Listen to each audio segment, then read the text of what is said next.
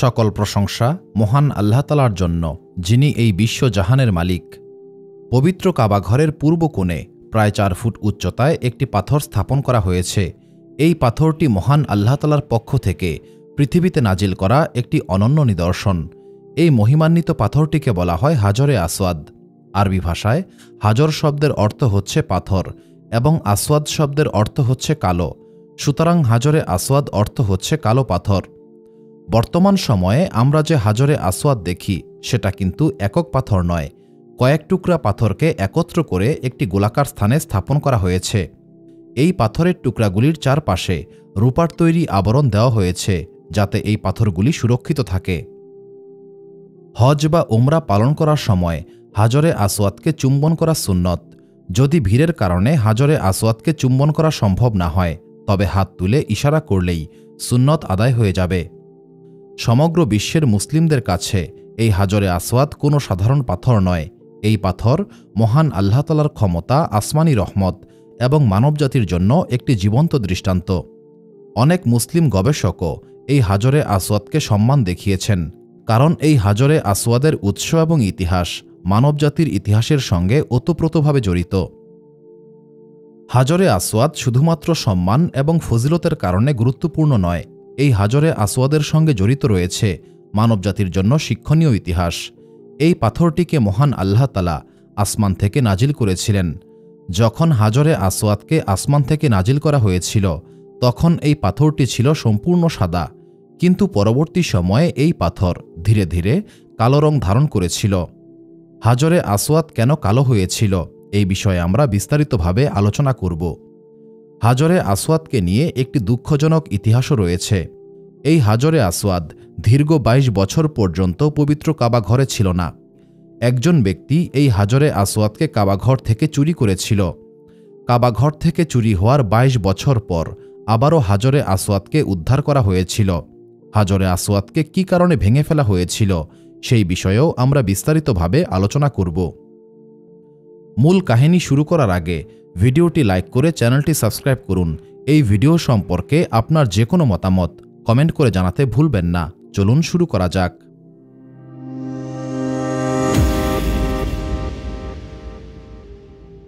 পবিত্র কাবা হচ্ছে সমগ্র বিশ্বের মুসলিমদের কিবলা, অর্থাৎ এই কাবাকে কেন্দ্র করেই সমগ্র বিশ্বের মুসলিমরা সলাত আদায় করে থাকে।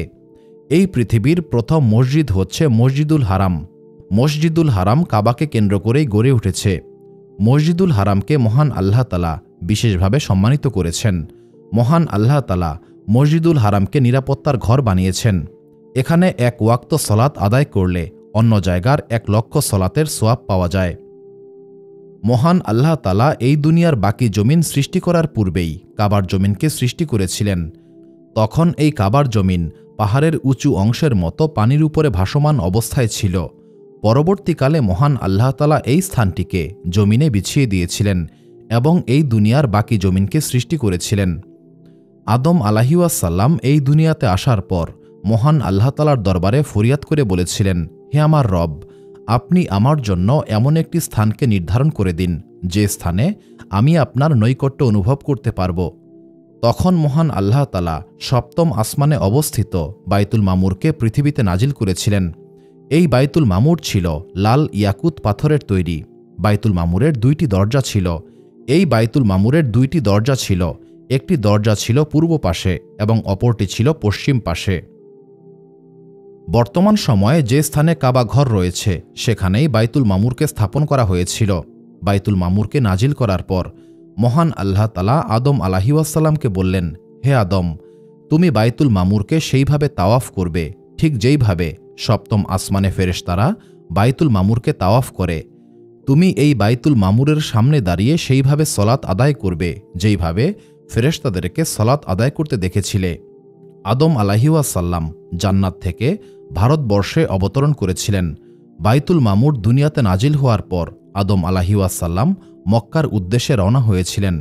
আদম আলাইহিসসালাম যাতে পথ হারিয়ে না ফেলেন, এই কারণে মহান আল্লাহ তাআলা আদম আলাইহিসসালামের কাছে একজন ফেরেশতাকে পাঠিয়েছিলেন। আদম আলাইহিসসালাম পায়ে হেঁটে ভারতবর্ষ থেকে মক্কায় গিয়েছিলেন এবং পৃথিবীর প্রথম মানুষ হিসেবে হজ আদায় করেছিলেন। হজ আদায় করার পর আদম আলাইহিওয়াসসালামের সঙ্গে ফেরেশতাদের সাক্ষাৎ হয়েছিল। ফেরেশতারা তখন আদম আলাইহিওয়াসসালামকে উদ্দেশ্য করে বললেন, হে আদম, মহান আল্লাহ তাআলা আপনাকে রহম করুন। আমরা যেমন সপ্তম আসমানে তাওয়াফ করি, ভবিষ্যতে আপনার সন্তানরা এখানেই তাওয়াফ করবে। তাফসির কিতাবসমূহে বলা হয়েছে, আদম আলাইহিওয়াসসালাম সর্বমোট ৪০ বার ভারতবর্ষ থেকে পায়ে হেঁটে মক্কায় হজ করেছিলেন। তিনি এই দীর্ঘ পথ অতিক্রম করতেন শুধুমাত্র মহান আল্লাহ তাআলার সন্তুষ্টি অর্জন করার জন্য। নূহ আলাইহিওয়াসসালামের সময় পর্যন্ত বাইতুল মামুর এই পৃথিবীতেই ছিল। যখন নূহ আলাইহিওয়াসসালামের যুগের সেই মহাপ্লাবন এসেছিল, তখন মহান আল্লাহ তাআলা বাইতুল মামুরকে আবারও সপ্তম আসমানে উঠিয়ে নিয়েছিলেন। নূহ আলাইহিওয়াসসালামের সেই মহাপ্লাবনের সময় যখন বাইতুল মামুরকে উঠিয়ে নেওয়া হয়েছিল, তখন এই স্থানটি একটি টিলার মতো উঁচু হয়েছিল।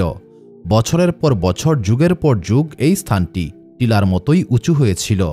মহান আল্লাহ তাআলার ইচ্ছায় এই টিলার কোনো পরিবর্তন হয় নাই। এরপর মহান আল্লাহ তাআলা ইব্রাহিম আলাইহিওয়াসসালামকে এই প্রাচীন ভিত্তির উপরেই কাবাঘর নির্মাণ করতে বলেছিলেন। বর্তমান সময়ে আমরা যে কাবাঘর দেখি, সেটা ইব্রাহিম আলাইহিওয়াসসালাম এবং ইসমাইল আলাইহিওয়াসসালাম নির্মাণ করেছিলেন। যখন মহান আল্লাহ তাআলা ইব্রাহিম আলাইহিওয়াসসালামকে কাবাঘর নির্মাণ করতে আদেশ দিয়েছিলেন, তখন ইব্রাহিম আলাইহিওয়াসসালাম বললেন, হে আমার রব, আপনি আমাকে সেই স্থানটি সম্পর্কে অবগত করুন যেখানে বাইতুল্লাহ শরীফ নির্মাণ করা হবে। তাফসির ইবনে কাসিরে বলা হয়েছে, ইব্রাহিম আলাইহিওয়াসসালামকে সাহায্য করার জন্য মহান আল্লাহ তাআলা এক খণ্ড মেঘ পাঠিয়েছিলেন।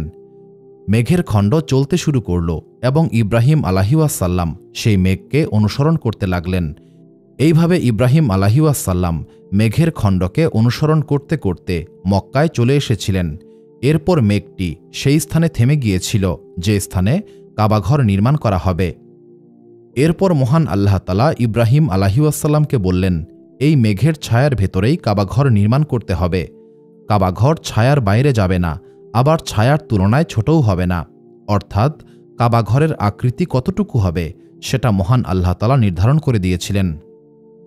এরপর ইব্রাহিম আলাইহিওয়াসসালাম তার পুত্র ইসমাইল আলাইহিওয়াসসালামকে নিয়ে কাবাঘর নির্মাণ করতে শুরু করলেন। ইসমাইল আলাইহিওয়াসসালাম পাথর সংগ্রহ করতেন এবং ইব্রাহিম আলাইহিওয়াসসালাম সেই পাথর দিয়ে বাইতুল্লাহ শরীফের দেয়াল নির্মাণ করতেন। তাফসির কিতাবসমূহে বলা হয়েছে, কাবাঘরে মোট 5টি পাহাড়ের পাথর ব্যবহার করা হয়েছিল। সেই পাহাড়গুলি হচ্ছে তুর সিনা, জাবাল জাইতুন, জাবাল লাব, জাবাল জুদ এবং জাবালে হীরা। নির্মাণের এক পর্যায়ে ইব্রাহিম আলাইহিওয়াসসালাম তার পুত্র ইসমাইল আলাইহিওয়াসসালামকে বললেন, একটি সুন্দর পাথর সংগ্রহ করো। ইসমাইল আলাইহিওয়াসসালাম একটি সুন্দর পাথর সংগ্রহ করেছিলেন, কিন্তু ইব্রাহিম আলাইহিওয়াসসালাম বললেন, এর চেয়েও উত্তম পাথর সংগ্রহ করতে হবে। এই সময় জাবালে আল কুবাইস পাহাড় থেকে একজন ফেরেশতা ইসমাইল আলাইহিওয়াসসালামকে বললেন, হে ইসমাইল, আপনার জন্য একটি পাথরকে আমানত হিসেবে সংরক্ষণ করা হয়েছে। এই পাহাড়ে আসুন এবং পাথরটিকে সংগ্রহ করুন। ফেরেশতার দেওয়া এই পাথরটি হচ্ছে হাজরে আসওয়াদ। ইব্রাহিম আলাইহিওয়াসসালাম এই পাথরের সৌন্দর্যে মুগ্ধ হয়েছিলেন এবং এই হাজরে আসওয়াদকে কাবার দেয়ালে স্থাপন করেছিলেন। এই হাজরে আসওয়াদ কোনো সাধারণ পাথর নয়। হাজরে আসওয়াদ হচ্ছে জান্নাতের ইয়াকুত পাথর। যখন আদম আলাইহিওয়াসসালাম জান্নাত থেকে এই দুনিয়াতে এসেছিলেন, তখন তিনি এই পাথরটিকে সঙ্গে করে এনেছিলেন। যখন মহান আল্লাহ তাআলা বাইতুল মামুরকে নাজিল করেছিলেন, তখন আদম আলাইহিওয়াসসালাম এই হাজরে আসওয়াদকে বাইতুল মামুরে স্থাপন করেছিলেন।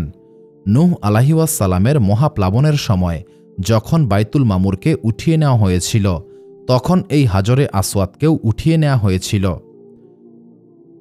যখন ইব্রাহিম আলাইহিওয়াসসালাম সেই পবিত্র স্থানে কাবাঘর নির্মাণ করছিলেন, তখন মহান আল্লাহ তাআলা ইব্রাহিম আলাইহিওয়াসসালামকে এই পাথর দান করেছিলেন। ইব্রাহিম আলাইহিওয়াসসালাম এই মহিমান্বিত পাথরকে কাবাঘরে স্থাপন করে কাবাঘরের সৌন্দর্যকে বৃদ্ধি করেছিলেন। হাজরে আসওয়াদের মহিমা এবং ফজিলত সম্পর্কে তাফসির কিতাবসমূহে বিস্তারিতভাবে আলোচনা করা হয়েছে। তবে জান্নাতের এই মহিমান্বিত পাথরটি বহুবার বিপর্যয়ের সম্মুখীন হয়েছিল। এই পাথরটিকে বেশ কয়েকবার ক্ষতিগ্রস্ত করার চেষ্টা করা হয়েছিল, চুরি করা হয়েছিল, এমনকি ভেঙে ফেলা হয়েছিল। এই মহিমান্বিত পাথর বেশ কয়েকবার এই ধরনের বিপর্যয়ের সম্মুখীন হয়েছিল। আল বিদায়া ওয়ান নিহায়া কিতাবে বলা হয়েছে, যখন ইব্রাহিম আলাইহিওয়াসাল্লাম এবং ইসমাইল আলাইহিওয়াসাল্লাম কাবা ঘর নির্মাণ করছিলেন, তখন জিব্রাইল আলাইহিওয়াসাল্লাম এই হাজরে আসওয়াদকে জান্নাত থেকে নিয়ে এসেছিলেন। ইব্রাহিম আলাইহিওয়াসাল্লাম নিজের হাতে এই মহিমান্বিত পাথরটিকে কাবার দেয়ালে সংযুক্ত করেছিলেন। এরপর থেকেই হাজরে আসওয়াদ কাবা ঘরের একটি গুরুত্বপূর্ণ অংশ হয়ে যায়। ইসমাইল আলাইহিওয়াসাল্লামের মৃত্যুর পর বনু জোরহাম গোত্র হাজরে আসওয়াদের রক্ষণাবেক্ষণের দায়িত্ব পেয়েছিল। এই সময়ে ইয়েমেনের একটি বাহিনী মক্কা আক্রমণ করে বনু জোরহাম গোত্রকে মক্কা থেকে বের করে দিয়েছিল। যখন বনু জোরহাম গোত্র মক্কা ছেড়ে চলে যাচ্ছিল, তখন বনু জোরহাম গোত্রের লোকেরা কাবা ঘরে রাখা 2টি সোনার হরিণের মূর্তি এবং হাজরে আসওয়াদকে কাবার দেয়াল থেকে খুলে জমজম কূপের ভেতরে লুকিয়ে ফেলেছিল। বনু জোরহাম গোত্রের উদ্দেশ্য ছিল যাতে এই মহামূল্যবান সম্পদ অন্য কারো দখলে না যায়। কিন্তু মহান আল্লাহ তাআলার ইচ্ছা ছিল অন্যরকম। জমজম কূপের পানি সংগ্রহ করতে গিয়ে একজন মহিলা জমজম কূপের ভেতরে হাজরে আসওয়াদকে আবিষ্কার করেছিল। ফলে হাজরে আসওয়াদকে জমজম কূপ থেকে উদ্ধার করে আবারও কাবার দেয়ালে সংযুক্ত করা হয়েছিল। ইসলামের ইতিহাসে হাজরে আসওয়াদকে কেন্দ্র করে অত্যন্ত বেদনাদায়ক কিছু ঘটনা ঘটেছিল। এর মধ্যে 2টি ঘটনা ছিল বিশেষভাবে উল্লেখযোগ্য। প্রথম ঘটনা, সময়টা ছিল হিজরি 666 সাল। ইয়াজিদ ইবনে মুয়াবিয়ার মৃত্যুর পর মুসলিম বিশ্বে নেতৃত্বের সংকট সৃষ্টি হয়েছিল। এই সময়ে অনেক মানুষ আবদুল্লাহ ইবনে জোবায়ের রাদিয়াল্লাহু তাআলা আনহুকে খলিফা হিসেবে গ্রহণ করেছিল। আবদুল্লাহ ইবনে জোবায়ের ছিলেন সাহসী, ধার্মিক এবং সম্মানিত পরিবারের সন্তান। এই সময়ে মক্কা, মদিনা, ইয়েমেন, ইরাক এবং খোরাসান অঞ্চলের মানুষেরাও আবদুল্লাহ ইবনে জোবায়েরের বায়াত গ্রহণ করেছিল। অন্যদিকে দামেস্কের সিংহাসনে বসে উমাইয়া শাসকরা মুসলিম বিশ্বে নিজেদের আধিপত্য বিস্তার করতে চেয়েছিল। এই ক্ষেত্রে উমাইয়া শাসকদের সবচেয়ে বড় বাধা ছিলেন আবদুল্লাহ ইবনে জোবায়ের। হাজ্জাজ বিন ইউসুফ ছিলেন উমাইয়া সরকারের সবচেয়ে কঠোর, নির্মম এবং ভয়ানক সেনাপতি। আবদুল্লাহ ইবনে জোবায়েরকে হত্যা করা সম্ভব হলেই মক্কা, মদিনা, ইয়েমেন এবং ইরাক অঞ্চল উমাইয়া শাসনের অধীনে চলে আসবে। এই কারণে হাজ্জাজ বিন ইউসুফ আবদুল্লাহ ইবনে জোবায়েরকে হত্যা করতে চেয়েছিলেন। এই সময়ে আবদুল্লাহ ইবনে জোবায়ের মক্কা নগরীতেই অবস্থান করছিলেন। তিনি কাবা ঘরের নিকটে আশ্রয় নিয়েছিলেন। যেহেতু আবদুল্লাহ ইবনে জোবায়ের হারাম শরীফে ছিলেন, এই কারণে হাজ্জাজ বিন ইউসুফ সেখানে প্রবেশ করতে পারছিলেন না। হাজ্জাজ বিন ইউসুফ তখন মেনজানিকের সাহায্যে কাবাকে উদ্দেশ্য করে আগুনের গোলা ছুটতে শুরু করেছিল। বর্তমান সময়ের কামান বা ট্যাঙ্ক হচ্ছে মেনজানিকের আধুনিক রূপ। হাজ্জাজ বিন ইউসুফের উদ্দেশ্য ছিল আবদুল্লাহ ইবনে জোবায়েরকে আত্মসমর্পণ করতে বাধ্য করা। কিন্তু এই আক্রমণের কারণে পবিত্র কাবায় আগুন ধরে গিয়েছিল। মেনজানিকের গোলার আঘাতে হাজরে আসওয়াদ ভেঙে 3 টুকরা হয়ে গিয়েছিল। পরবর্তীকালে কুরাইশ সম্প্রদায়ের দক্ষ কারিগররা হাজরে আসওয়াদের এই 3টি অংশকে বিশেষ কায়দায় জোড়া লাগিয়ে আবারও কাবায় স্থাপন করেছিল। দ্বিতীয় ঘটনাটি ছিল আরও ভয়ানক। এটা ছিল 317 হিজরির ঘটনা। এই সময়ে কারামতি নামক একটি দল খুবই শক্তিশালী হয়ে উঠেছিল। এই কারামতি দলটি ছিল ভ্রান্ত আকিদার। এই কারামতি দল ইসলামী শরিয়াকে অস্বীকার করত। এই কারামতি দলের সেনাপতি ছিল আবু তাহির আল জান্নাবী। এই আবু তাহির আল জান্নাবী তার বিশাল বাহিনী নিয়ে হজের মৌসুমে কাবা ঘরকে আক্রমণ করেছিল। আবু তাহির তার বিশাল বাহিনী নিয়ে মসজিদুল হারামে প্রবেশ করেছিল এবং কাবাঘর তাওয়াফ করতে থাকা হাজিদেরকে গণহারে হত্যা করতে লাগল। আবু তাহিরের এই পৈশাচিক কর্মকাণ্ডে হারাম শরীফের প্রাঙ্গণ রক্তে ডুবে গিয়েছিল, এমনকি জমজম কূপ পর্যন্ত লাশে ভরে গিয়েছিল। এরপর আবু তাহিরের বাহিনী কাবার গিলাফ ছিঁড়ে ফেলেছিল, কাবার দরজা ভেঙে ফেলেছিল এবং কাবার ভেতরে থাকা সমস্ত মূল্যবান পাথরগুলিকেও লুট করেছিল। এই বিশৃঙ্খলার মধ্যেই ঘটেছিল সবচেয়ে ভয়ানক ঘটনা। আবু তাহিরের বাহিনী কাবার দেয়াল থেকে হাজরে আসওয়াদকে খুলে নিয়েছিল। আবু তাহির এই পবিত্র হাজরে আসওয়াদকে নিয়ে বাহরাইন চলে গিয়েছিল।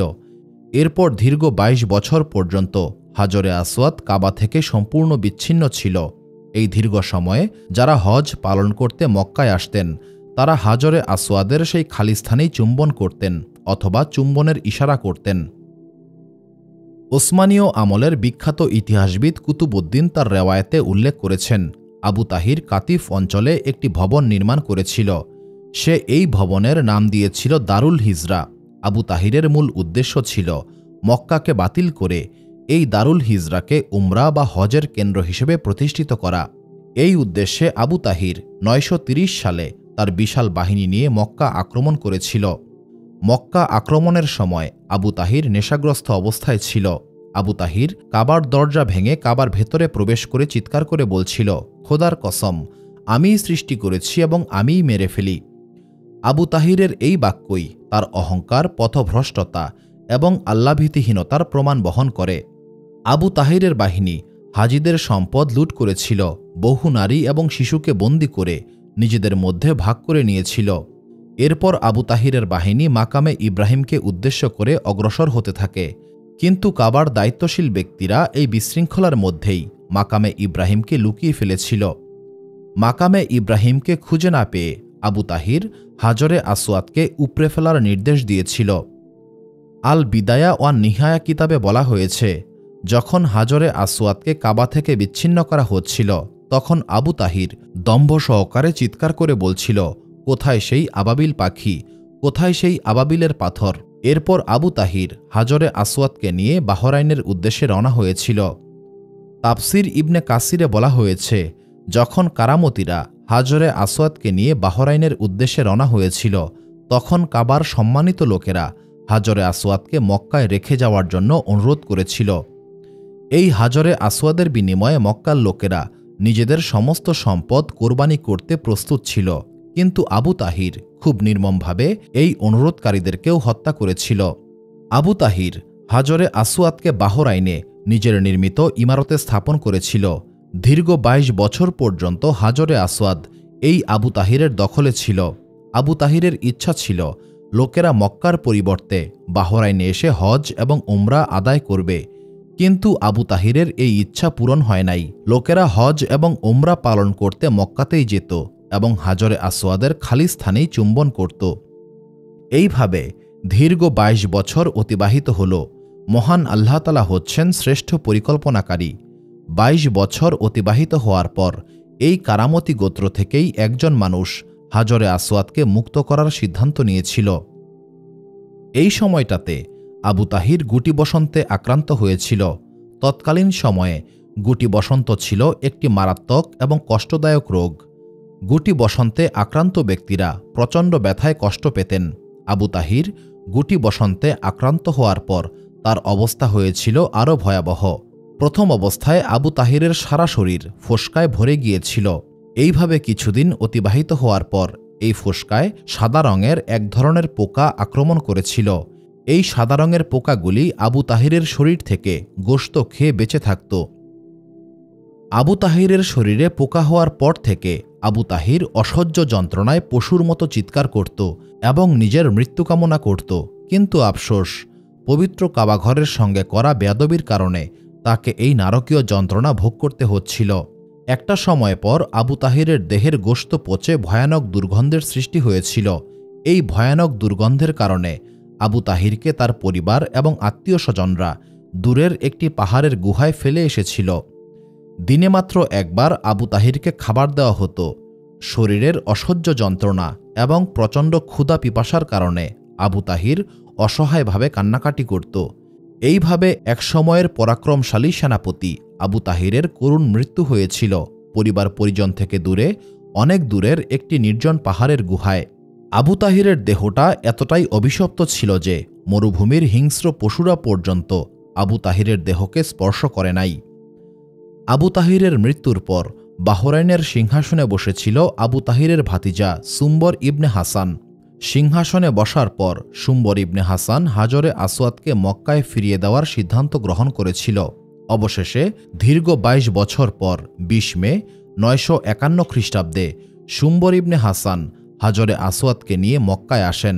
এই সময়টাতে মক্কার শাসক মুহাম্মদ ইবনে আব্দুল আজিনও উপস্থিত ছিলেন। এই সময়ে হাজরে আসওয়াদে ৫টি ফাটলের সৃষ্টি হয়েছিল। এই কারণে হাজরে আসওয়াদকে রূপার আবরণে ঢেকে ফেলা হয়েছিল। এরপর একজন দক্ষ কারিগর হাসান ইবনে মারজুম হাজরে আসওয়াদকে আবারও কাবার দেয়ালে স্থাপন করেছিল। হাজরে আসওয়াদকে কাবার দেয়ালে স্থাপন করার পর সুম্বর ইবনে হাসান বলেছিলেন, মহান আল্লাহ তাআলার ইচ্ছায় আমরা এই হাজরে আসওয়াদকে নিতে পেরেছিলাম। মহান আল্লাহ তাআলার ইচ্ছায় আবারও আমরা এটাকে ফিরিয়ে দিচ্ছি। মুয়াত্তা মালিক রাহিমাহুল্লাহ তার তাফসির কিতাবে বলেছেন, আব্বাসী খলিফা আল মুক্তাদির কারামতি গোত্রকে বলেছিলেন, যদি তারা হাজরে আসওয়াদকে ফিরিয়ে দেয় তবে হাজরে আসওয়াদের বিনিময়ে 50,000 দিরহাম দেওয়া হবে। কিন্তু কারামতিরা সেই প্রস্তাবকে প্রত্যাখ্যান করেছিল। টানা 22 বছর হাজরে আসওয়াদ কাবায় না থাকার কারণে হজের কার্যক্রম অনেকটাই স্থবির হয়ে পড়েছিল। অন্যদিকে এই কারামতি গোত্র হজ করতে আসা হাজিদের কাফেলা লুট করত, হাজিদেরকে নির্মমভাবে হত্যা করত, ফলে সমগ্র মুসলিম বিশ্বে আতঙ্কের সৃষ্টি হয়েছিল। প্রখ্যাত ইতিহাসবিদ এবং সমাজবিজ্ঞানী ইবনে খালদুন তার ইসলামের ইতিহাস কিতাবের ৫ম খণ্ডে এই কারামতিদের আক্রমণের কাহিনী বিস্তারিতভাবে আলোচনা করেছেন। এই কিতাবে বলা হয়েছে, কারামতিরা পবিত্র কাবা ঘরের দরজা পর্যন্ত ভেঙে ফেলেছিল। একজন কাবার ছাদকে ভেঙে ফেলার জন্য কাবার ছাদে উঠে পড়েছিল, কিন্তু এই ব্যক্তি ছাদ থেকে পড়ে মারা গিয়েছিল। কারামতি বাহিনী কাবাকে তাওয়াফ করা ব্যক্তিদেরকে নির্মমভাবে হত্যা করেছিল। কাবার গিলাফটিকেও কারামতিরা ছিঁড়ে ফেলেছিল। মানুষের রক্তে কাবার আঙ্গিনা ডুবে গিয়েছিল। পরবর্তীকালে কাবায় হত্যা হওয়া ব্যক্তিদেরকে গোসল ছাড়াই দাফন করা হয়েছিল। কারামতি বাহিনী মক্কার ঘরবাড়ি পর্যন্ত লুট করেছিল। কারামতি বাহিনীর এই আক্রমণ ইসলামের ইতিহাসে সবচাইতে ঘৃণ্য এবং বেদনাদায়ক হিসেবে বিবেচনা করা হয়। হাজরে আসওয়াদ পুনরায় মক্কায় ফিরে আসার পর একটি প্রশ্ন উঠেছিল, আর সেটা হচ্ছে, সুম্বর ইবনে হাসান যে হাজরে আসওয়াদকে ফিরিয়ে দিয়েছিল সেটা কি আসল হাজরে আসওয়াদ? এই সময়টাতে একজন বিজ্ঞ আলেম বললেন, আমি পরীক্ষা করে বলতে পারবো এটা আসল হাজরে আসওয়াদ কিনা। পরীক্ষার জন্য এই হাজরে আসওয়াদকে আগুনে নিক্ষেপ করা হলো, কিন্তু আশ্চর্যের বিষয় হচ্ছে হাজরে আসওয়াদ আগুনে গরম হয় নাই। এরপর হাজরে আসওয়াদকে পানিতে নিক্ষেপ করা হলো। পাথরের স্বাভাবিক ধর্ম অনুসারে পাথর পানিতে ডুবে যাওয়ার কথা, কিন্তু হাজরে আসওয়াদ পানিতে ভেসে রইল। এই পরীক্ষার মাধ্যমে সকলেই নিশ্চিত হয়েছিল যে এটাই আসল হাজরে আসওয়াদ। কারণ নবী করিম সাল্লাল্লাহু আলাইহি ওয়াসাল্লাম বলেছেন, জান্নাতের কোনো বস্তু আগুনে গরম হয় না এবং পানিতে ডুবে যায় না। হাজরে আসওয়াদ এর পরেও বেশ কয়েকবার বিপর্যয়ের সম্মুখীন হয়েছিল। ৩৬৩ হিজরিতে একজন রোমান ব্যক্তি কুড়াল দিয়ে হাজরে আসওয়াদকে প্রচণ্ড জোরে আঘাত করেছিল। এই আঘাতের ফলে হাজরে আসওয়াদে ফাটলের সৃষ্টি হয়েছিল। যখন ওই রোমান ব্যক্তি আবারও আঘাত করতে উদ্যত হয়েছিল, ঠিক তখন একজন ইয়েমেনি ব্যক্তি দ্রুত এগিয়ে এসেছিল এবং সেই রোমান ব্যক্তিকে হত্যা করে ফেলেছিল। এর পরের ঘটনা ৪১৩ হিজরি সময়ের। এই সময়ে ফাতেমি শাসকেরা ৬ জন ব্যক্তিকে মক্কায় পাঠিয়েছিল। এই ৬ জনের মধ্যে একজন ব্যক্তির নাম ছিল আল হাকিম আল আবিদি। এই আল হাকিম আল আবিদি কাবার সামনে এসে পাগলের মতো আচরণ করতে শুরু করেছিল। হঠাৎ করেই এই ব্যক্তি হাজরে আসওয়াদকে একটি লোহার দণ্ড দিয়ে পরপর ৩টি ভয়ানক আঘাত করে ফেলল। আঘাতের তীব্রতায় হাজরে আসওয়াদের একটি কোণা ভেঙে গিয়েছিল। হাজরে আসওয়াদের এই কোণা ভেঙে যেতেই আল হাকিম আল আবিদি চিৎকার করে বলল, মহান আল্লাহ তাআলার কসম, আমি এই হাজরে আসওয়াদকে ধ্বংস করে ফেলব। এই সময়ে মক্কার একটি বাহিনী হাজরে আসওয়াদকে রক্ষা করতে এগিয়ে এসেছিল। মক্কার বাহিনী এই ৬ জনকে বন্দী করতে সক্ষম হয়েছিল। পরবর্তীকালে এই ৬ জনকে হত্যা করে পুড়িয়ে ফেলা হয়েছিল। এরপর ৯৯০ হিজরি সালে একজন অনারব ব্যক্তি অস্ত্র সহকারে কাবায় প্রবেশ করেছিল এবং হঠাৎ করেই হাজরে আসওয়াদকে আঘাত করতে শুরু করে। এই সময়ে ইয়েমেনের যুবরাজ কাবাঘর তাওয়াফ করতে মক্কা এসেছিলেন। যখন অনারব ব্যক্তি হাজরে আসওয়াদকে আঘাত করছিল, তখন ইয়েমেনি যুবরাজ কাবাঘরের সামনেই ছিলেন। তিনি সঙ্গে সঙ্গে এই অনারব ব্যক্তিকে হত্যা করে ফেললেন। এরপর ১৩৫১ সালে আরও একটি দুঃখজনক ঘটনা ঘটেছিল। একজন আফগানি ব্যক্তি হাজরে আসওয়াদের একটি অংশ ভেঙে ফেলেছিল এবং কাবার গিলাফের একটি অংশ ছিঁড়ে ফেলেছিল। এমনকি এই ব্যক্তি কাবার সিঁড়িও ভেঙে ফেলতে চেয়েছিল, তবে মক্কার পাহারাদাররা এসে এই ব্যক্তিকে গ্রেফতার করতে সক্ষম হয়েছিল।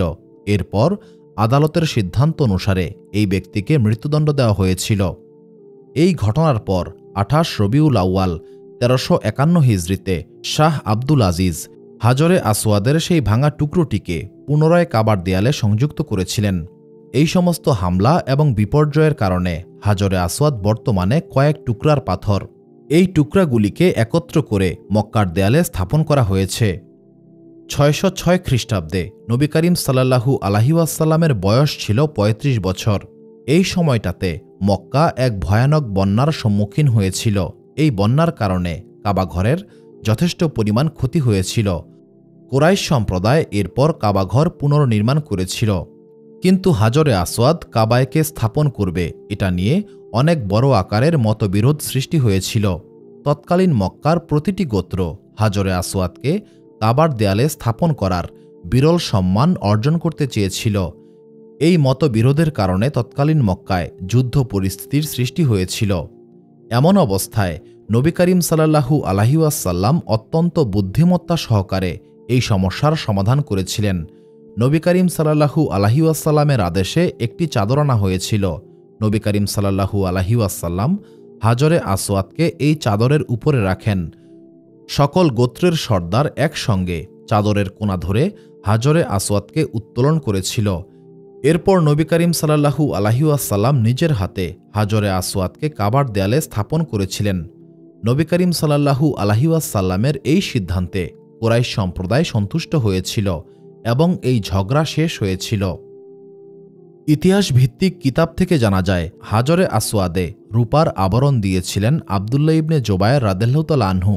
পরবর্তীকালে 1268 হিজরিতে সুলতান আব্দুল হামিদ হাজরে আসওয়াদকে সোনার আবরণে আচ্ছাদিত করেছিলেন। এরপর 1261 হিজরি সনে সুলতান আব্দুল আজিজ পুনরায় হাজরে আসওয়াদকে রূপার আবরণে মুড়ে দিয়েছিলেন। ইব্রাহিম এবং ইসমাইল আলাইহিওয়াসাল্লাম কাবার দেয়াল নির্মাণ করেছিলেন। যখন কাবার দেয়াল ইব্রাহিম আলাইহিওয়াসাল্লামের হাতের সমান উচ্চতায় এসেছিল, তখন ইসমাইল আলাইহিওয়াসাল্লাম একটি বড় পাথর নিয়ে এসেছিলেন, যাতে ইব্রাহিম আলাইহিওয়াসাল্লাম এই পাথরে দাঁড়িয়ে নির্মাণ কাজ সম্পন্ন করতে পারেন।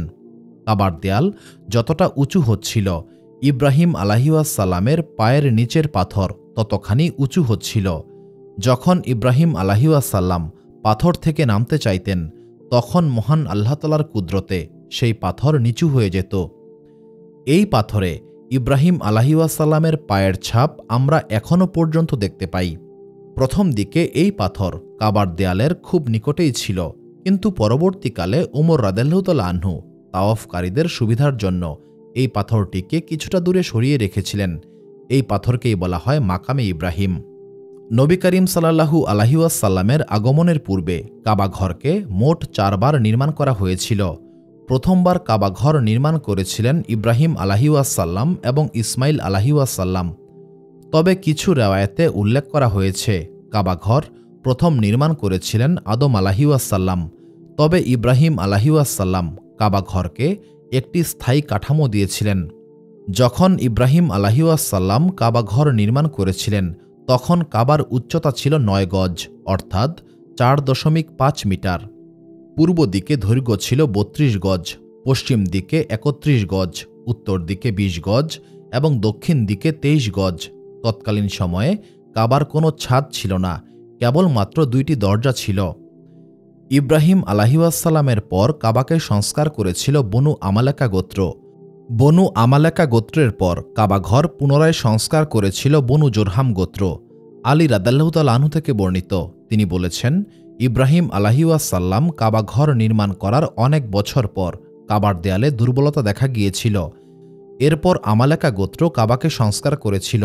এই সংস্কারের আরও বহু বছর পর বনু জোরহাম গোত্র কাবাকে নতুনভাবে নির্মাণ করেছিল। চতুর্থবার কাবা নির্মাণ করেছিল মক্কার কুরাইশ সম্প্রদায়। এই সময় কাবায় দুর্ঘটনাবশত আগুন ধরে গিয়েছিল।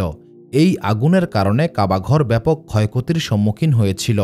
এই অবস্থায় কুরাইশরা এটা ভেবে আতঙ্কিত হয়ে পড়েছিল যে যদি কাবাঘরকে ঠিকভাবে নির্মাণ না করা হয়, তবে মহান আল্লাহ তাআলার গজব নেমে আসবে। তখন কুরাইশ সম্প্রদায় সিদ্ধান্ত নিয়েছিল কাবাকে আবারও নতুন করে নির্মাণ করতে হবে। তবে কাবা নির্মাণের জন্য হালাল সম্পদ ব্যবহার করতে হবে। কিন্তু সমস্যা হচ্ছে, কুরাইশ সম্প্রদায় যথেষ্ট পরিমাণে হালাল সম্পদ জোগাড় করতে ব্যর্থ হয়েছিল। এই কারণে ইব্রাহিম আলাইহিসসালাম যেইভাবে কাবাকে নির্মাণ করেছিলেন সেইভাবে কাবাকে নির্মাণ করা সম্ভব হয়নি। এই কারণে হাজরে আসওয়াদের দিক থেকে প্রায় ৬ মিটার স্থান বাহিরে পড়ে যায়। পরবর্তীকালে এই অংশটিকে একটি ছোট্ট দেয়ালের মাধ্যমে ঘিরে দেওয়া হয়েছিল। বর্তমান সময়ে এই স্থানটিকে আমরা হাজরে হাতিম বা হিজত ইসমাইল নামে চিনি। যখন কুরাইশরা কাবা নির্মাণ করছিল তখন কাবা ঘরে বেশ কিছু পরিবর্তন করা হয়েছিল। ইব্রাহিম আলাইহিসসালামের সময়ে কাবার উচ্চতা ছিল ৯ গজ, কিন্তু কুরাইশরা এই উচ্চতাকে বাড়িয়ে ১৮ গজ করেছিল। এই সময়ে পশ্চিম দিকের দরজা বন্ধ করে দেওয়া হয়েছিল এবং পূর্ব দিকের দরজা মাটি থেকে কিছুটা উঁচু করা হয়েছিল। এই নির্মাণে নবী করিম সাল্লাল্লাহু আলাইহিসসালাম নিজে অংশগ্রহণ করেছিলেন এবং হাজরে আসওয়াদকে নিজের হাতে কাবায় স্থাপন করেছিলেন।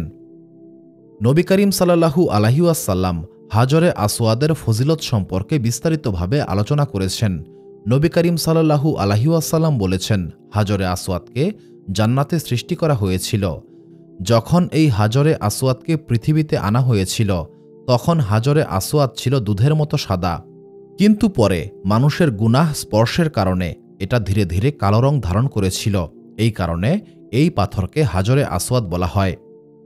একটি রেওয়ায়েতে বলা হয়েছে, কাবার দেয়ালে হাজরে আসওয়াদ যে অংশে রয়েছে সে অংশটি এখনও সাদা। মুজাহিদ রাহিমাহুল্লাহ থেকে বর্ণিত, যখন আবদুল্লাহ ইবনে জোবায়ের কাবাকে পুনর্নির্মাণের জন্য কাবার দেয়াল ভেঙে ফেলছিলেন তখন তিনি হাজরে আসওয়াদের সাদা অংশ দেখতে পেয়েছিলেন। এটা থেকে আমরা বুঝতে পারি হাজরে আসওয়াদের কেবল বাহিরের অংশই কালো হয়েছে, কিন্তু ভেতরের অংশ আগের মতোই সাদা রয়েছে। যখন কুরাইশরা কাবা নির্মাণ করছিল তখন হাজরে আসওয়াদকে কাবার দেয়ালে কে স্থাপন করবে এটা নিয়ে মতবিরোধের সৃষ্টি হয়েছিল। মক্কার প্রতিটা গোত্র হাজরে আসওয়াদকে কাবার দেয়ালে স্থাপন করার সম্মান অর্জন করতে চেয়েছিল। এই কারণে এই হাজরে আসওয়াদকে নিয়ে মক্কায় যুদ্ধের পরিস্থিতির সৃষ্টি হয়েছিল। এই সময়ে মক্কার কুরাইশ গোত্রের একজন সম্মানিত ব্যক্তি আবু উমাইয়া মাকজুমি বললেন, আগামীকাল বনু সাইবার দিক থেকে যে ব্যক্তি সর্বপ্রথম বাইতুল্লাহ শরীফে প্রবেশ করবে তাকেই আমরা বিচারক হিসেবে নির্ধারণ করব। সেই ব্যক্তি যে সিদ্ধান্ত দেবে আমরা সেই সিদ্ধান্তকেই গ্রহণ করব। মহান আল্লাহ তাআলার ইচ্ছা ছিল নবী করিম সাল্লাল্লাহু আলাইহিসসালামের মাধ্যমে এই বিরোধের মীমাংসা করে দেবেন। পরের দিন যখন নবী করিম সাল্লাল্লাহু আলাইহিসসালাম আবু সাইবার দিক থেকে সর্বপ্রথম বাইতুল্লাহ শরীফে প্রবেশ করলেন তখন নবী করিম সাল্লাল্লাহু আলাইহিসসালামকে দেখে মক্কাবাসীরা আনন্দে চিৎকার করতে লাগল। তারা বলল, মুহাম্মদ মক্কার সবচাইতে বিশ্বস্ত মানুষ, মুহাম্মদের সিদ্ধান্ত আমরা সকলেই মেনে নেব। এরপর নবী করিম সাল্লাল্লাহু আলাইহিসসালাম একটি চাদর আনতে বললেন। চাদর আনার পর হাজরে আসওয়াদকে নবী করিম সাল্লাল্লাহু আলাইহিসসালাম চাদরে রেখে সবাইকে উদ্দেশ্য করে বললেন, প্রতিটি গোত্রের সর্দার এই চাদরের একটি কোণা ধরে কাবার দেয়ালের নিকটে যাও। সবাই নবী করিম সাল্লাল্লাহু আলাইহিসসালামের কথা মতো হাজরে আসওয়াদকে কাবার দেয়ালের কাছে নিয়ে এসেছিল। এরপর নবী করিম সাল্লাল্লাহু আলাইহিসসালাম হাজরে আসওয়াদকে নিজের হাতে কাবার দেয়ালে স্থাপন করে দিলেন। এতে করে সকলের মন প্রশান্ত হয়েছিল এবং মক্কার যুদ্ধ বন্ধ হয়েছিল। কাবার দেয়ালের যে স্থানে এই হাজরে আসওয়াদকে স্থাপন করা হয়েছিল সেই স্থানকে বলা হয় রুকনে আসওয়াদ। বর্তমান সময়ে কাবার দেয়ালে হাজরে আসওয়াদের কয়েকটি টুকরা রয়েছে, তবে শুরুতে এই হাজরে আসওয়াদ ছিল একটি সম্পূর্ণ পাথর। কিন্তু বিভিন্ন সময়ে হাজরে আসওয়াদকে যেই সমস্ত বিপর্যয়ের সম্মুখীন হতে হয়েছিল সেই কারণে বর্তমানে হাজরে আসওয়াদ ৮ টুকরায় বিভক্ত হয়েছে। হজ এবং ওমরা পালন করতে আসা ব্যক্তিদের জন্য হাজরে আসওয়াদের গুরুত্ব অত্যন্ত বেশি, কারণ তাওয়াফের শুরু এবং শেষ উভয় ক্ষেত্রেই হাজরে আসওয়াদ মূল চিহ্ন হিসেবে থাকে। যাত্রীরা মিকাত থেকে ইহরাম বাঁধেন এবং লাব্বাইক আল্লাহুম্মা লাব্বাইক বলতে বলতে বাইতুল্লাহ শরীফে প্রবেশ করেন। কাবার নিকটে পৌঁছার পর তাওয়াফ শুরু করার জন্য হাজরে আসওয়াদকে উদ্দেশ্য করে এগিয়ে যেতে হয়। তাওয়াফ শুরু করার মুহূর্তে তালবিয়া পাঠ বন্ধ করা হয়। পুরুষ হাজিরা ডান বাহু খোলা রাখার সুন্নত আদায় করেন। এই জন্য উপরের চাদর ডান বাহুর নিচে দিয়ে এনে বাম কাঁধের উপর ফেলা হয়। এটাকে বলা হয় ইস্তিবা। এই অবস্থায় হাজরে আসওয়াদের সামনে এসে দাঁড়াতে হয়। যদি সরাসরি হাজরে আসওয়াদকে চুম্বন করা সম্ভব হয় তবে ডান পাশ থেকে এগিয়ে গিয়ে চুম্বন করা সুন্নত। তবে অতিরিক্ত ভিড় হলে ধাক্কাধাক্কি করা বা লোকের উপর চাপ সৃষ্টি করা উচিত নয়। সেই ক্ষেত্রে 2 হাতের তালু হাজরে আসওয়াদকে উদ্দেশ্য করে সালাম দেওয়া হয় এবং পরে হাতের তালুতে চুম্বন করা হয়। এটাকে বলা হয় ইস্তিলাম। তাওয়াফ শুরু করার জন্য কাবা শরীফকে এমনভাবে সামনে নিতে হয় যাতে হাজরে আসওয়াদ ডান পাশে থাকে। এরপর বাইতুল্লাহর চারদিকে ঘোরা শুরু হয়। প্রতিটি চক্কর শেষে হাজরে আসওয়াদের সামনে এসে আবারও ইস্তিলাম করা হয়। এইভাবে প্রথম চক্কর সম্পূর্ণ হয়। বর্তমান সময়ে হাজরে আসওয়াদের সামনে অনেক বেশি ভিড় হয়। এই কারণে হাজরে আসওয়াদের সামনে একটি নিরাপদ দূরত্ব তৈরি করা হয়েছে যাতে শৃঙ্খলা বজায় থাকে। কাবার দায়িত্বপ্রাপ্ত প্রহরীরা মানুষের চলাচল ঠিক করেন। বিশেষ করে মহিলাদের বেলায় নির্দেশনা দেওয়া থাকে পুরুষদের ভিড়ে যাওয়া যাবে না, বরং দূর থেকেই হাজরে আসওয়াদকে সম্মান করতে হবে। এই সময়ে উচ্চস্বরে কথা বলা বা হইচই করা যাবে না। হাজরে আসওয়াদের কোণ এবং কাবার মধ্যবর্তী অংশকে বলা হয় মুলতাজিম। এটা অত্যন্ত ফজিলতপূর্ণ একটি স্থান। আবদুল্লাহ ইবনে ওমর রাদিয়াল্লাহু তাআলা আনহু থেকে বর্ণিত, নবী করিম সাল্লাল্লাহু আলাইহি ওয়াসাল্লাম বলেছেন, নিঃসন্দেহে হাজরে আসওয়াদ এবং মাকামে ইব্রাহিম এই দুইটি জান্নাতের ইয়াকুত পাথর। মহান আল্লাহ তাআলা এই 2 পাথর থেকে নূরকে সরিয়ে দিয়েছেন। যদি মহান আল্লাহ তাআলা এই নূর সরিয়ে না দিতেন তবে দুনিয়ার পূর্ব থেকে পশ্চিম প্রান্ত পর্যন্ত আলোকিত হয়ে যেত। সুনানে তিরমিজি হাদিস নাম্বার 804। ইবনে আব্বাস রাদিয়াল্লাহু তাআলা আনহু থেকে বর্ণিত, নবী করিম সাল্লাল্লাহু আলাইহি ওয়াসাল্লাম বলেছেন, হাজরে আসওয়াদকে মহান আল্লাহ তাআলা জান্নাত থেকে জমিনে নাজিল করেছেন। সুনানে তিরমিজি হাদিস নাম্বার 877। নাসাই শরীফ হাদিস নাম্বার 2935। ইমাম তিরমিজি এই হাদিসকে সহিহ বলেছেন। ইবনে আব্বাস রাদিয়াল্লাহু তাআলা আনহু থেকে বর্ণিত, নবী করিম সাল্লাল্লাহু আলাইহি ওয়াসাল্লাম বলেছেন, হাজরে আসওয়াদকে যখন জান্নাত থেকে আনা হয়েছিল তখন এই হাজরে আসওয়াদ দুধের মতো সাদা ছিল। পরে আদম আলাইহিস সালামের সন্তানদের গুনাহের কারণে এটা কালো রং ধারণ করে। ইবনে আব্বাস রাদিয়াল্লাহু তাআলা আনহু থেকে বর্ণিত, নবী করিম সাল্লাল্লাহু আলাইহি ওয়াসাল্লাম বলেছেন, কসম সেই সত্তার যার হাতে আমার জীবন, মহান আল্লাহ তাআলা হাজরে আসওয়াদকে কিয়ামতের দিন উপস্থিত করবেন। তখন হাজরে আসওয়াদ কথা বলবে এবং সেই ব্যক্তির ব্যাপারে সাক্ষ্য দেবে যারা এই পাথরকে সম্মান করেছিল। সুনানে তিরমিজি হাদিস নাম্বার 961। সুনানে ইবনে মাজা হাদিস নাম্বার 2944। হাজরে আসওয়াদকে স্পর্শ করা বা চুমু খাওয়া বা ইশারা করা এই আমলটি তাওয়াফের শুরুতেই করা হয়। হোক সেটা হজের তাওয়াফ বা উমরার তাওয়াফ বা নফল তাওয়াফ, সকল ক্ষেত্রেই প্রথমে ইস্তিলাম করতে হবে।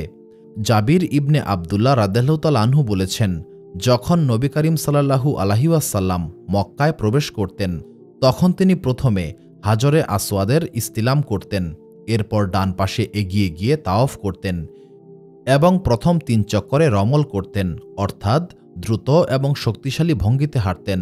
বাকি 4 চক্কর স্বাভাবিকভাবেই সম্পন্ন করতেন। সহিহ মুসলিম হাদিস নাম্বার 12118। হাজরে আসওয়াদে ইস্তিলাম করার মূল পদ্ধতি হচ্ছে হাত দিয়ে স্পর্শ করা। নবী করিম সাল্লাল্লাহু আলাইহি ওয়াসাল্লাম নিজের হাতে স্পর্শ করেছেন এবং চুমু খেয়েছেন। আমরা নবী করিম সাল্লাল্লাহু আলাইহি ওয়াসাল্লামকে অনুসরণ করে হাজরে আসওয়াদকে চুম্বন করি, কিন্তু ভিড়ের কারণে চুমু খাওয়া সম্ভব না হলে হাতের ইশারা করে চুম্বন করতে হবে। এমনকি সরাসরি হাতে স্পর্শ করা সম্ভব না হলে একটি কাপড়, একটি লাঠি বা অন্য কোনো জিনিস দিয়ে স্পর্শ করে সেই জিনিসকে চুমু খাওয়াও সুন্নত। নাফি রাহিমাতুল্লাহ থেকে বর্ণিত, ইবনে ওমর রাদিয়াল্লাহু তাআলা আনহু হাজরে আসওয়াদে ইস্তিলাম করে চুমু খেতেন এবং বলতেন, নবী করিম সাল্লাল্লাহু আলাইহি ওয়াসাল্লামকে এটা করতে দেখার পর থেকে আমি কখনো হাজরে আসওয়াদকে চুম্বন করা ছাড়িনি। সহিহ মুসলিম হাদিস নাম্বার 12068। আবু তুফাইল রাদিয়াল্লাহু তাআলা আনহু বলেন, আমি দেখেছি নবী করিম সাল্লাল্লাহু আলাইহি ওয়াসাল্লাম তাওয়াফ করছিলেন এবং হাজরে আসওয়াদকে একটি লাঠি দিয়ে স্পর্শ করেছিলেন, তারপর সেই লাঠিকে চুম্বন করেছিলেন। সহিহ মুসলিম হাদিস নাম্বার 1275। যদি স্পর্শ করা অসম্ভব হয়ে পড়ে তবে দূর থেকেই হাজরে আসওয়াদকে ইশারা করতে হবে। এবং ইশারা করার সময় বলতে হবে আল্লাহু আকবার। ইবনে আব্বাস রাদিয়াল্লাহু তাআলা আনহু থেকে বর্ণিত, নবী করিম সাল্লাল্লাহু আলাইহি ওয়াসাল্লাম একবার উটের পিঠে বসে তাওয়াফ করেছিলেন। হাজরে আসওয়াদের কাছে আসলে তিনি ইশারা করেছিলেন এবং আল্লাহু আকবার বলেছিলেন। সহিহ বুখারী হাদিস নাম্বার 4987। হাজরে আসওয়াদ স্পর্শ করা হচ্ছে গুনাহের কাফফারা। ইবনে ওমর রাদিয়াল্লাহু তাআলা আনহু থেকে বর্ণিত, নবী করিম সাল্লাল্লাহু আলাইহি ওয়াসাল্লাম বলেছেন, হাজরে আসওয়াদকে স্পর্শ করা মানুষের গুনাহ মাফ হয়ে যায়। সুনানে তিরমিজি হাদিস নাম্বার 959। ইমাম তিরমিজি এই হাদিসটিকে হাসান বলেছেন এবং ইমাম হাকিম সহিহ বলেছেন। ওমর ইবনুল খাত্তাব রাদিয়াল্লাহু তাআলা আনহু হাজরে আসওয়াদকে চুমু খেয়ে বলেছিলেন, আমি জানি তুমি কেবলমাত্র একটি পাথর, তুমি না কারো ক্ষতি করতে পারো এবং না কারো উপকার করতে পারো। যদি আমি নবী করিম সাল্লাল্লাহু আলাইহি ওয়াসাল্লামকে চুম্বন করতে না দেখতাম তবে আমি কখনো তোমাকে চুমু খেতাম না। এর মাধ্যমে বোঝা যায় হাজরে আসওয়াদকে চুম্বন করা খাঁটি ইবাদত নয়, বরং নবী করিম সাল্লাল্লাহু আলাইহি ওয়াসাল্লামকে অনুসরণ করা এবং মহান আল্লাহ তাআলার নিদর্শনের প্রতি সম্মান জানানো। ইবনে আব্বাস রাদিয়াল্লাহু তাআলা আনহু থেকে বর্ণিত, নবী করিম সাল্লাল্লাহু আলাইহি ওয়াসাল্লাম বলেছেন, কিয়ামতের দিন মহান আল্লাহ তাআলা হাজরে আসওয়াদকে এমন অবস্থায় উঠাবেন যে এই হাজরে আসওয়াদের চোখ থাকবে, একটি জিহ্বা থাকবে। এই জিহ্বার মাধ্যমে হাজরে আসওয়াদ কথা বলবে। দুনিয়াতে যারা হাজরে আসওয়াদকে সম্মান জানিয়েছিল তাদের পক্ষে সাক্ষ্য দেবে। আবদুল্লাহ ইবনে ওমর রাদিয়াল্লাহু তাআলা আনহু থেকে বর্ণিত, নবী করিম সাল্লাল্লাহু আলাইহি ওয়াসাল্লাম বলেছেন, হাজরে আসওয়াদ এবং মাকামে ইব্রাহিম দুইটাই জান্নাতের উজ্জ্বল পাথর ছিল। মহান আল্লাহ তাআলা এই দুই পাথর থেকে আলো সরিয়ে নিয়েছেন। যদি মহান আল্লাহ তাআলা এই নূর সরিয়ে না নিতেন তবে আসমান এবং জমিনের মধ্যবর্তী সকল কিছু আলোকিত হয়ে যেত। আবদুল্লাহ ইবনে ওমর রাদিয়াল্লাহু তাআলা আনহু নবী করিম সাল্লাল্লাহু আলাইহি ওয়াসাল্লামের এই সুন্নতকে কঠোরভাবে অনুসরণ করতেন। তিনি হাজরে আসওয়াদ স্পর্শ করতেন, স্পর্শ করার পর চুমু খেতেন। তিনি বলতেন, যেদিন থেকে আমি নবী করিম সাল্লাল্লাহু আলাইহি ওয়াসাল্লামকে এটা করতে দেখেছি সেদিন থেকে এখন পর্যন্ত আমি কখনোই হাজরে আসওয়াদকে চুমু খাওয়া বাদ দেইনি।